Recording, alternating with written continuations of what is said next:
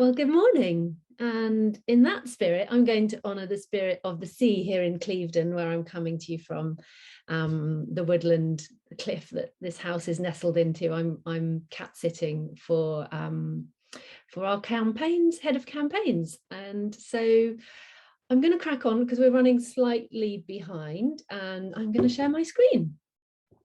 So I'm Natalie Fee. I'm the founder of City to Sea. I'm also an author and a campaigner. How much of that can you see? Can you see like the whole screen?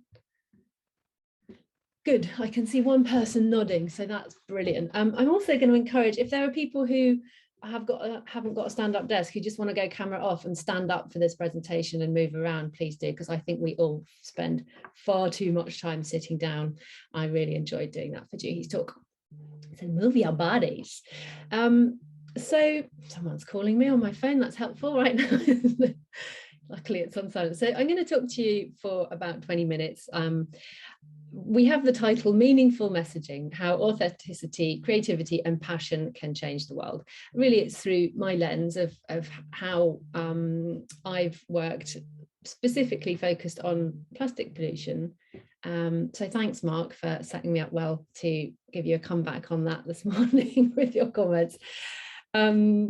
So I'm just going to literally kind of give you a very quick overview on plastic pollution, just to sort of put things in perspective of kind of where we're at now.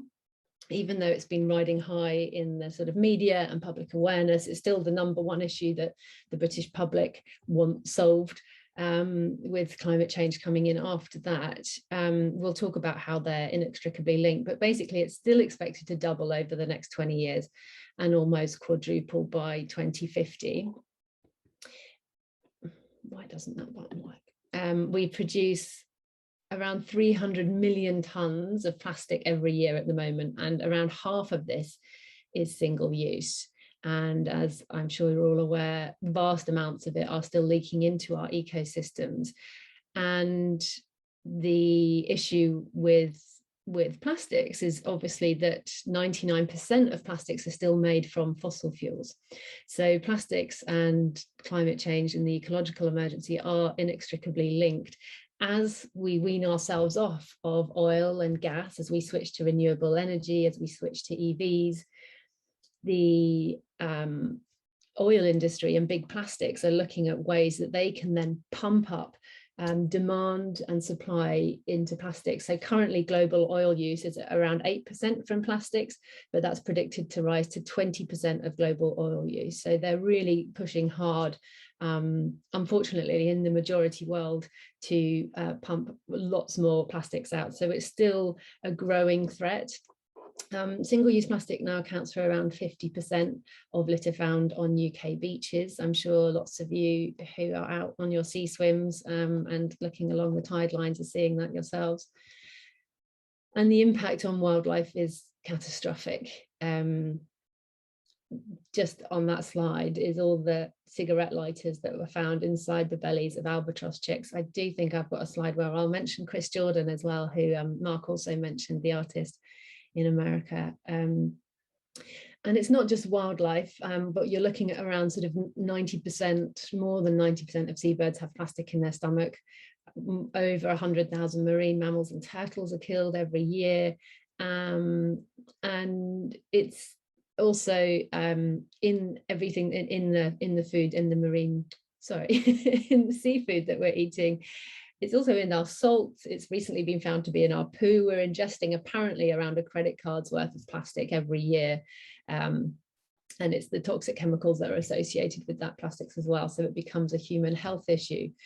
And also looking at plastics through an intersectional lens, it's not just animals and wildlife. That's sort of what captured people's attention. It's the whales washing up on beaches, it's the seals with ropes wrapped around their neck, but actually it's marginalized communities around the world, fence line communities, that are getting still completely screwed by big plastic right at the beginning. So where plastic is extracted, so close to the fracking plants and the oil mining, a lot of those a lot of the communities that live right next to those are from lower socioeconomic backgrounds. They're often communities of colour.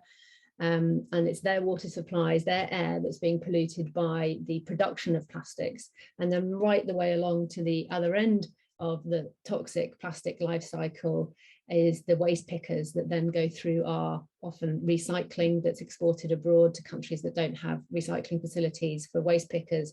Again, usually communities of colour, lower income families that are working and dealing with our waste. So that's the kind of big, wide picture of the big, ugly picture still of plastics at the moment. And yet, obviously, we know there's more going wrong in the world than plastics. Back in 2018, I turned 40, and there was a few things that happened that year that made that year very much about my relationship. Well, I was already I'd been campaigning on plastics for a few years previously to that, but it wasn't the sort of, I don't look back on that year as like, oh yeah, parties and good fun and good times turning 40. It was the year the IPCC report came out and said we've got 12 years to avoid irreversible ecological collapse from climate breakdown. And the year that the WWF report came out and said that in the last 40 years, we'd lost half the world's wildlife. And that for me was absolutely shattering. Like I couldn't, it was so tangible that I knew in that moment that I really wanted to shift the dial and start talking about all of the other ecological issues that we're facing, as well as plastics. And I just couldn't bear the thought of getting to 80 and us not having any wildlife left at that point. So I think that was kind of very much a key moment for me, when sometimes a statistic can really land. And I think it was because I was 40 and the study was in the last 40 years. So I think that's what made that really key for me and really made me act on that. So that's when I decided to write How to Save the World for Free. Paperback's just out at the moment, which is exciting. But I really wanted to use my creativity, to use my love of words, to use the audience that we'd created at City to See, to sort of take that army, that sway of plastics campaigners and start talking about all the other things as well. So I talk about, excuse me, I talk about the 7 things that we need to save at the beginning of the book. And I go on to give hundreds and hundreds of ways that we as individuals can make a difference. Just to give this a little bit of context, I was definitely no Greta Thunberg when I was a kid. I was very much a child of the 80s. I didn't have hippie parents. They didn't grow vegetables. It was very much ready meals, 1980s, consumerism, cray. And actually what was interesting as well, looking back, I loved being outdoors. I loved nature at that age, but I was completely terrified of the ocean, like absolute giant massive phobia of the ocean. And I've just noticed, Laura, I didn't press go on my 20-minute timer, so can you just ping me a message when I'm at 15 minutes? That would be amazing. Yeah, will do. Thanks. Or just interrupt. So it's quite ironic and unusual that I became an ocean ambassador, given that I had this fear of the sea, but it wasn't the sea that beckoned me to it. It wasn't my love of the oceans, obviously, that made me decide I wanted to do something about plastic pollution. It was the artist Chris Jordan, when he went to the Midway Islands to document the plight of the albatross. And I love hearing how his work and his creativity in the world has caused unbelievable ripples and such incredible impact. His creativity is incredible, and the way he documented the albatross chicks, the music, it was a hugely catalyzing moment for me back in 2013, I think, when I first saw his original trailer for the film Albatross. And for me, it was seeing those everyday items of plastic that I was using inside the belly of these incredible creatures, that I couldn't categorically say they weren't my pieces of plastic, because I didn't know where my plastic was going.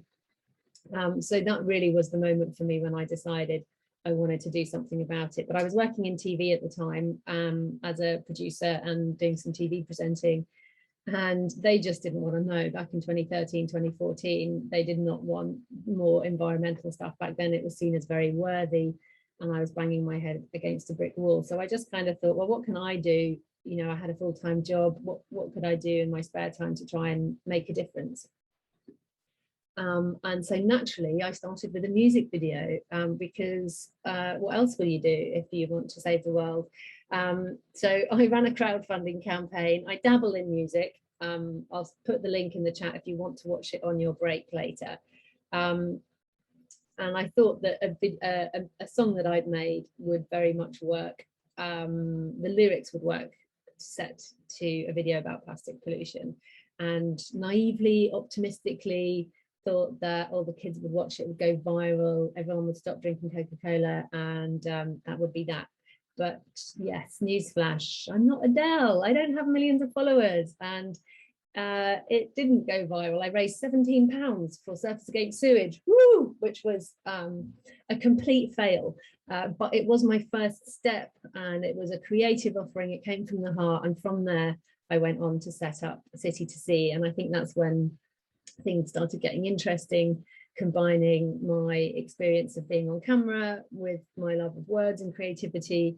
I set City to Sea up as a non-profit back in 2015, and one of our, I'll just talk you through quickly a couple of our campaigns, but Switch the Stick was one of our big retailer focused petition campaigns back in 2016, where we got all 9 major retailers to stop making cotton buds out of plastic and make them out of paper. And that was a really fast-paced, fun campaign. We went from looking at other plastics, or from cotton buds that were flushed down the toilet, and contributing to the sort of sewage-related plastics on our beaches, to looking at other hidden plastics that were being flushed down the loo, like period products. Fun fact, did you know that the average pack of menstrual pads has the same amount of plastic in it as 5 carrier bags, which is shocking. And so we launched Plastic Free Periods back in 2017, or 2017, and that's gone on to become a brilliant disruptive education program rolling out across schools, a really sound and unbiased, taboo busting menstruation education program called Rethink Periods. But again, we've just focused on fun, like fun images, fun video content, which back in 2017 was a lot easier to get out there than it is now. And the other campaign we've worked on is our refill campaign, which again has gone from strength to strength from 2015, connecting people to taps, fountains, and now to zero waste shops. So we've got over 250,000 places listed on our refill app that you can refill your bottle, but you can also refill things like wine and laundry liquid. And so it's that's been a real journey as well. Over 400 refill communities in the UK. It's in 7 different countries, and we've worked with a number of different brands on that, so we'll touch on some of that. But our World Refill Day, which we ran this year, really sort of has grown as an amazing awareness day. So we launched it back in 2018, I think was our first National Refill Day. Already that first day, it was sort of trending on Twitter all day in the UK. It was really, really popular. That grew to in 2019, again, that got even bigger. Cancelled it last year, obviously, because no one was on the go, no one was refilling. But this year it went global with World Refill Day and had a potential media reach of 1 billion. It was completely insane. People are so ready for the refill revolution. And one of the creative sort of superpowers that we've worked with on this is 1 minute briefs as well, and have worked with creatives all around the world, actually coming up with creative concepts for our campaigns, which has been fab. So just sort of quickly looking at our theory of change. So we look at very much starting grassroots, inspiring individual behaviour change and petitioning. We work with brands and retailers to bring about that industry change and actually implement the infrastructure that we need. And that actually then turns out and results in the system change we need. And slowly we get the legislation, like the government now banning plastic cotton buds 4 years on after our campaign. And we've recently had a campaign win where the government is now looking to ban cutlery and other plastic, single-use plastic items. So really looking at like growing awareness of the issue, creating accessibility for it, so really making it available and affordable to everybody, and that resulting in action. And yeah, just kind of skipping you through those, really looking at really trying to stop it at source, raising awareness about it, improving accessibility, inspiring action, and making it social, and making it fun, and making it part of the community. So just like not blowing smoke up our bottoms, but just sort of showing some of the recognition that we've had, really just around sort of the app, and from our campaigns and sustainability. And just for today to sort of look at some of the brands that we've worked with. Some of them have been an interesting decision. For example, working with Heathrow, you know, and we got some challenge from that. I'm happy to take questions on that. But for us, you know, millions of people going through the departure lounges, throwing their bottles away, then buying another one on the other side, was just something we wanted to disrupt. And we felt, and so we worked with Heathrow to create loads of signage, loads of fountains, loads of sinks that people could empty their bottles into and then refill them on the other side. And for me, it's very much about those touch points and reaching the mainstream, going outside of the bottle of the bubble, and getting people to adopt those behavior changes, and then being able to take them on the journey. And again, similar, working with like Robeco, who are a big investment bank, supposedly one of the most sustainable, sort of award-winning in terms of sustainability investment banks that there are. But for us, it was very much about the access that we had and the people we were able to have conversations with, and the influence that they held, that we felt it was worth us partnering with those, particularly on the refill campaign.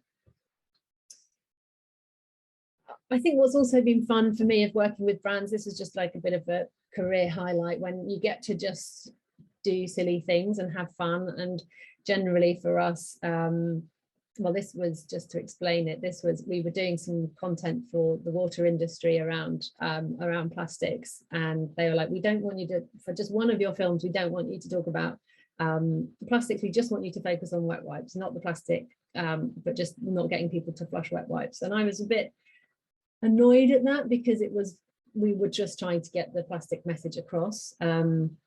So I slightly rebelled by just doing a Dirty Dancing homage of nobody flushes wet wipes down the toilet. And that was a lot of fun. So I think sort of in terms of how we've worked with brands, we've there are times when we've towed the line, there are times when we've just found the win-win, there are times when we've challenged them and been the critical friend. How am I doing for time, Laura? 5 minutes. Well, thank you very much. So I think, like many of you, for me, I decided when I heard that stat about us losing half the world's wildlife, that I was going to spend the next 40 years of my life, if I have the good grace and health to enjoy them, to doing whatever I can to repair and heal this incredible planet. And obviously we're not alone. This is an incredible time, and there are millions of us rising up and getting our voices heard. And really, that being seen and being visible is absolutely shifting the dial. And that's one way that we can play our part and help to leave a different narrative, help to change the narrative of what's happening here on Earth. And generally, what I say when working with corporates and with our clients is to really look at how they can make nature one of their stakeholders. And we can all do this. We can all like really tangibly give nature a seat at the table. How we do that is very much up to us, but really kind of looking at how our decisions affect the future generations. And when we start to hold nature in that circle of care, like we would our family or even our shareholders, things start to change. So just looking at how those individual actions can ripple out. So I think I'm an example of how someone who just shared a 1-minute trailer for a film back in 2013 went on to then make tangible impact and make a difference in the world. So I think don't underestimate the power still of sharing things on social media, of your circles of influence. So looking here at your sphere of influence, looking at your friends, your social media channels, your community, your colleagues, businesses, and that ripples right down through your stakeholders, customer groups, and through your family. But generally, how do we do that without becoming a total pain in the arse and shaming people and making people feel guilty? I heard someone in Extinction Rebellion recently say, if you want people to like come over to your cause or something, you just need to throw a better party. So generally I try and show that there's a better way that's way more fun, lead through the positive stories, show people how excited you could be carrying reusable shopping bags like this, for example. If you have switched to cycling and your life has completely changed as a result of it, or if you switch to a moon cup, it's sharing those positive stories that can really get people on board. And I think finally, I just like to say, and counter the narrative really that individual action doesn't make a difference, because we know it's the only thing that ever has. We look at Greta, as an example of that. And generally we are social creatures as well. So looking at behavior change principles, when we make changes, we see people adopting to those and taking them on board. That creates trends, and trends drive demand, and demand drives investment, and investment drives, well, hopefully divestment as well. So just looking at how those ripples work and how as social creatures we want to fit in and we want to be loved, that we start adopting those behaviors as well. I think that's it from me. I'll stop there and really welcome your questions, and I'll drop in some links into the chat, including that music video if you want to go and have a look.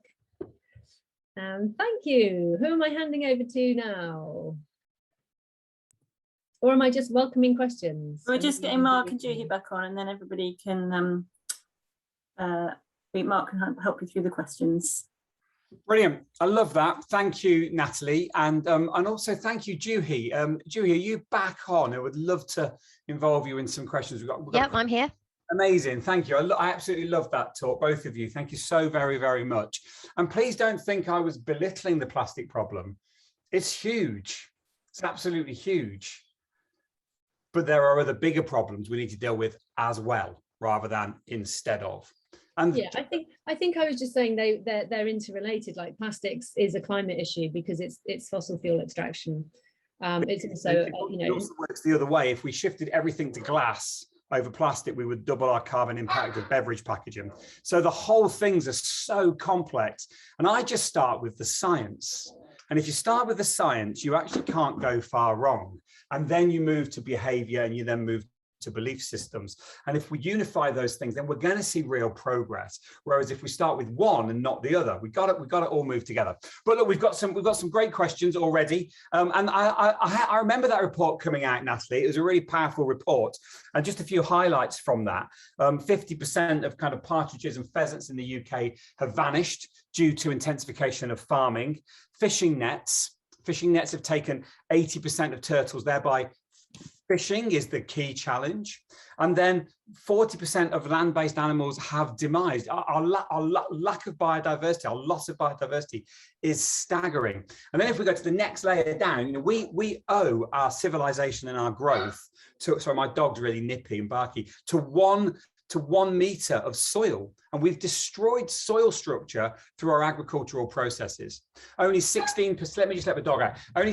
He's coming back. Only 16% of the chemical input we put onto the soil gets taken up by the plants. So if we start with agriculture, we're going to go a really, really long way. So I was really buoyed up, Juhi, by what you said, and I think it's really it's a powerful thing. I'm involved in, I'm going to do the inverted commas thing, regenerative agriculture now, and I use the word really lightly for 2 reasons. Number one, not many people know what it means. Number two, we're taking practices from other indigenous cultures and we're kind of rebranding them.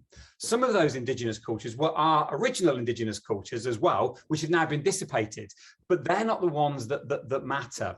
We've got practices going on everywhere. So it's a really challenging area. And I agree with you entirely. Use the word rarely, use it lightly, talk about sustainable agriculture. And the interesting thing is we think about this as an alternative system.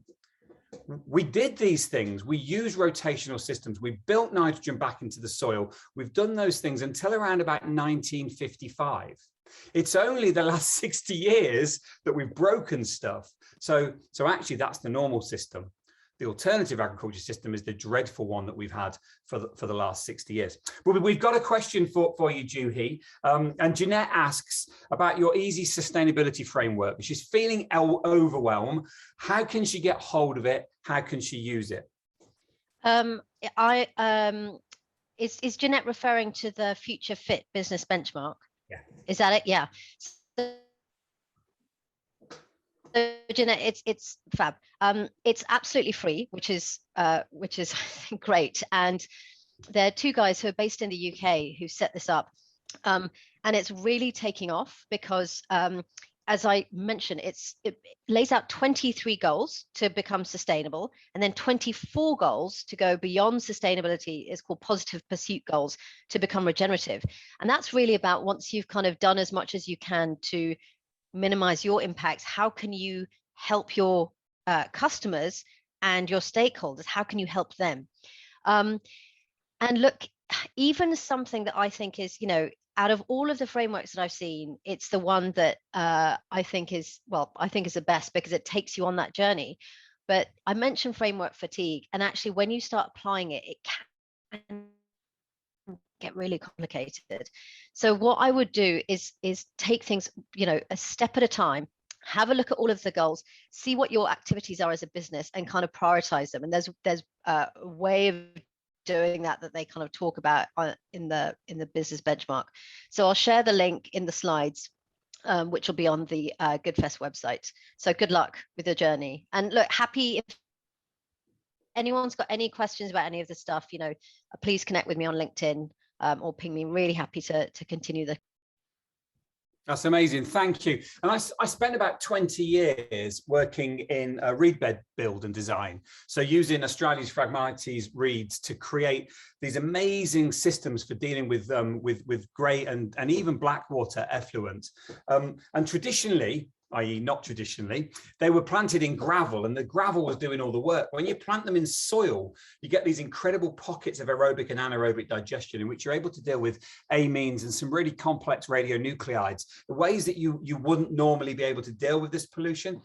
You can do it. So that we have the answers. We just need to dig deep to find them. The only thing that killed them, interestingly, we built one on the M40 at a service station near Warwick or Oxford. I get confused between those towns. And it was a really beautiful thing. It was used for BP garage runoff effluent, which is horrible, petrochemicals, right? Didn't bat an eyelid, dealt with all of that. They then built a fast food restaurant next to it. And they said, can we use the same system? And we thought, I don't know, but let's try it. And they used the same, we would just put their effluent straight in, killed it in about a week. Those long chain fatty acids that come out of that world, they cannot be dealt with easily at all. So we had to divert that and send that to traditional sewage treatment. So it's a really interesting world that we live in, where we're digging deep into our past in order to discover the future.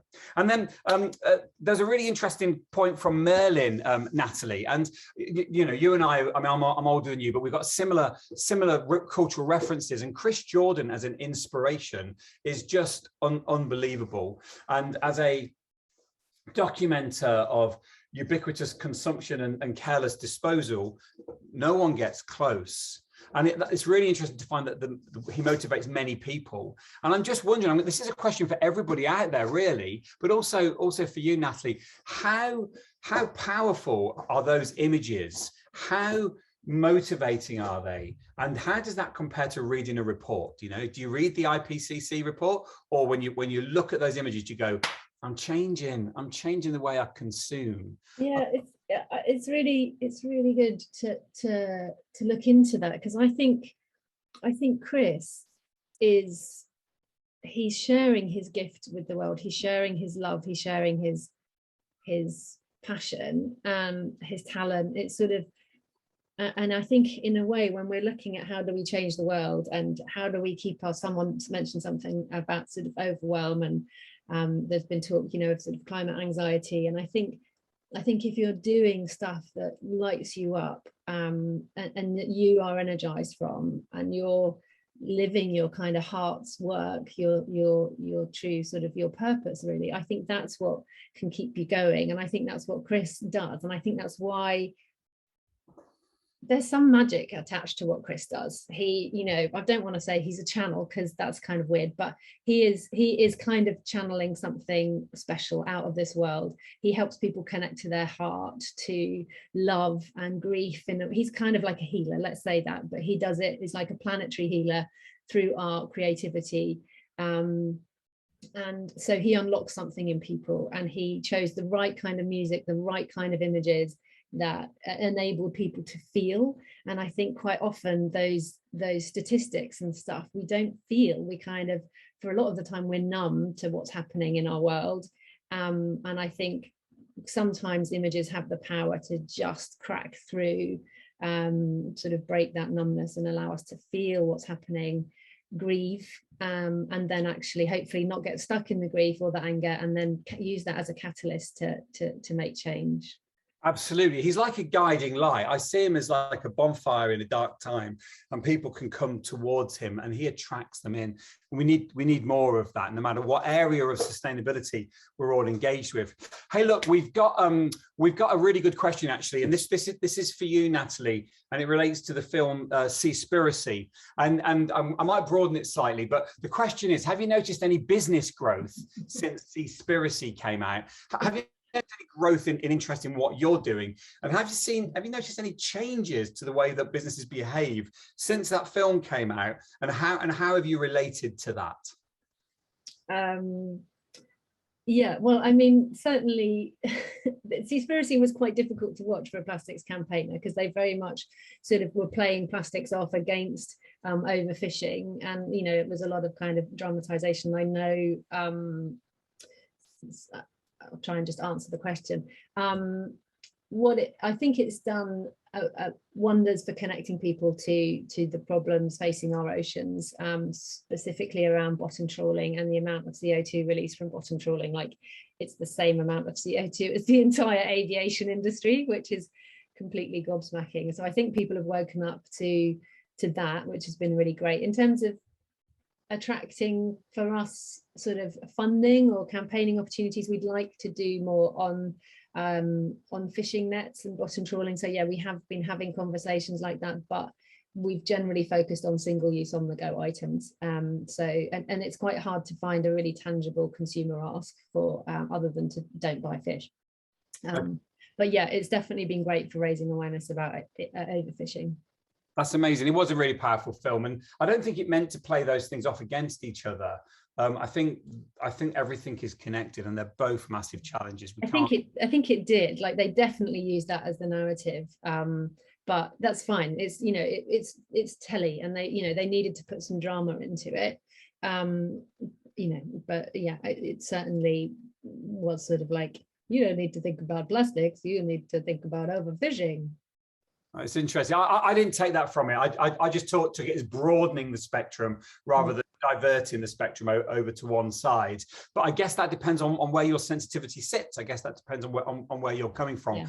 I mean, it certainly felt like we dodged a bullet in some of it, for sure, because the interview that they did with Diana from the Plastic Pollution Coalition was absolutely excruciating. It wasn't comfortable. But look, all of this stuff matters, okay? Clearly, plastic in the ocean, it's in the wrong place. Clearly it is. Clearly, single-use plastics are utterly ridiculous. Clearly they are. So we need better systems. And once the systems come into place, everything works. And we need to understand when we've got enough. I'm reading Braiding Sweetgrass at the moment, and it's been one of my favorite books. It's taken me ages to read it, but I'm doing it slowly on purpose. And the whole idea of leaving sort of 20% of your crop on the vine or on the plant for the birds, that matters. The very idea of leaving some fish in the sea, clearly that matters. Understanding when we have enough and when we can stop, that's super, super powerful. Both of the work that you're doing is utterly brilliant. You know, the world would be a much shitter place without both of you. And I thank you for your time today, and I thank you for your work in lifting others and in amplifying